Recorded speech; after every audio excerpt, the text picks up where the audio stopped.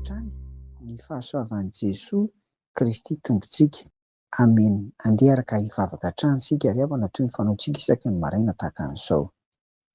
Ry Tompo, rainay any an-danitra, rainay amin'ny alalan'i Jesoa Kristy izahay, ireto izahay faly isaky ny maraina tahaka an'izao satria manome izay rehetra ilainay ianao ary iray amin'izany tena lehibe fototry ny fiainanay Tompo dia ny sakafom-panahy, mofonaina, mahavelona ny tenanay iray manontolo. Misaotra ny amin'izany fitiavanao izany.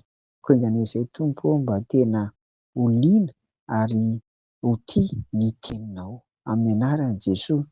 Amen.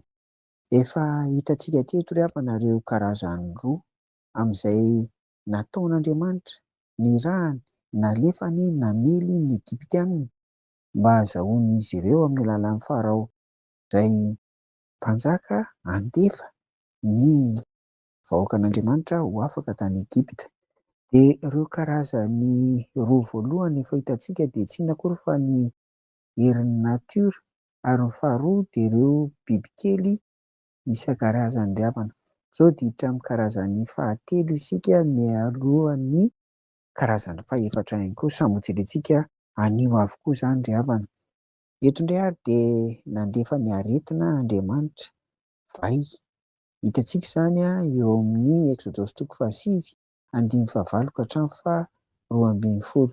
Aretin-koditra mafy dia mafy satria sady mangiry firy aok'izany ity aretina ity. Voanio avokoa na ny olona na ny biby fiompy eran'ny tany Egipta. Hitantsika izany amin'ny 7:5-9. Loza fahaenina izy ity ry havana.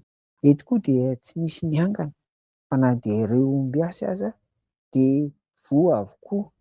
Manambara amintsika izany fa lehibe sy ambony Andriamanitra.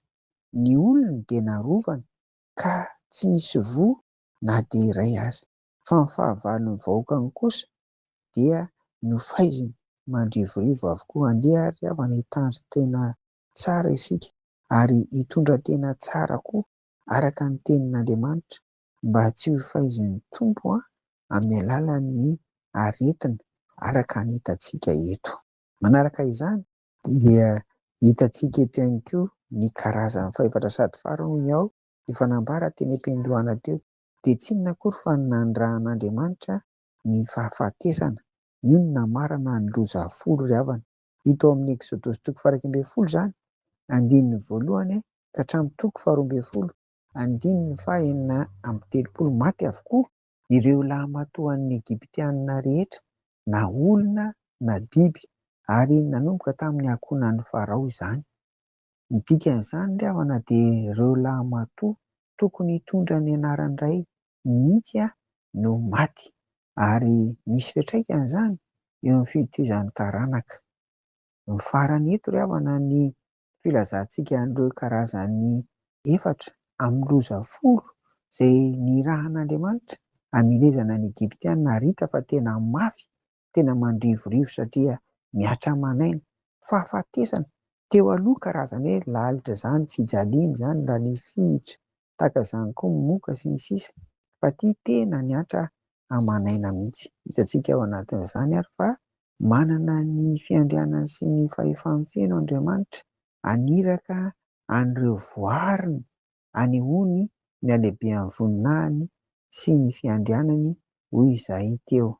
Ny anjarantsika olombelona izany dia izao: tsy mahazo manamafy fo, tsy mahazo be doika, ary indrindra tsy mifaninana amin'Andriamanitra, fa tokony tena vonona isika mihaino ny tenin'Andriamanitra. Fa rehefa mihaino ny tenin'Andriamanitra dia fahasoavana sy famindrapo ary fiadanana no omen'ny Tompo antsika, indrindra amin'ny alalan'i Jesoa Kristy izany. Tsy ankasitrahan'Andriamanitra mihitsy ny manohitra sy ny mifaninana aminy. Jesoa Kristy ihany ry havana no Tompo sy mpamonjy. Izy irery no inoana hanorana amin'ny fiainana iray manontolo, hivavahana sy hotompona. Amen. Andeha hivavaka isika. Misaotra anao ary izay Tompo fa afaka nankalesona ny amin'ireo loza folo araka ny karazany efatra hitanay nandritra an'izay, ary misaotra fa ny antony andrahanao an'ireny rehetra ireny dia mba hanapaka ny olonao amin'ny famatoran'ny Satana samihafa.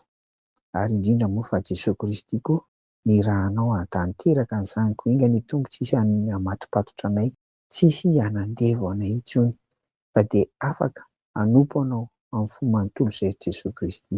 Amin'ny anaranao no hanaovana izany vavaka izany. Amen.